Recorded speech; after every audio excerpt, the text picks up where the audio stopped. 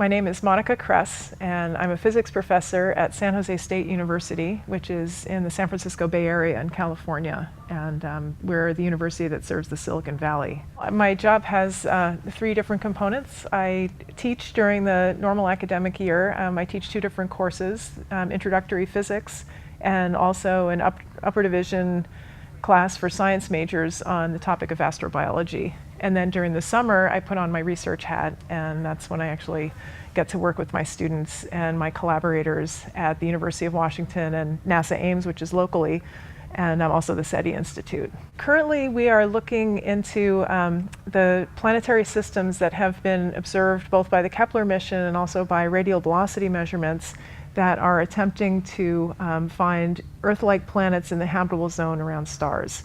And what my students and I are doing is to run dynamical simulations of these planetary systems to see whether they're stable and whether there really could be an Earth-like planet in the habitable zone. Well, I was always interested in science from a very early age, and when I went to college, I majored in pre-med and decided that was not going to work, and I switched to physics, but I always kept my interest in the life sciences, and by the time I graduated from college, I was already interested in astrophysics, and over the years, astrobiology seemed like the right place for me. When NASA Ames started working, really focusing on astrobiology, I was there as a postdoc, and that seemed to be the right word to describe what I was doing, because I was always very interdisciplinary in my research. I think it's a virtual certainty that it has existed on other planets and does now and will in the future. It's whether or not that life is particularly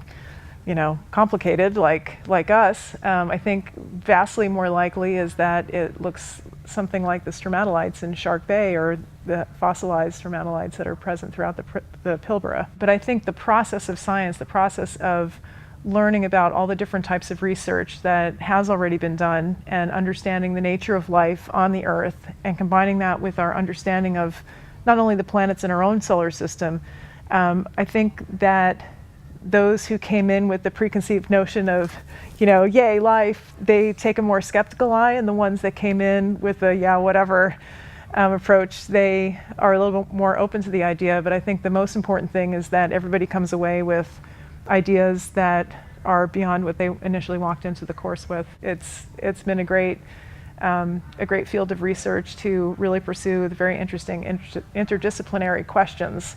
And that really is where my heart is. I was never into any particular field of science before, and with astrobiology I find that I don't need to be.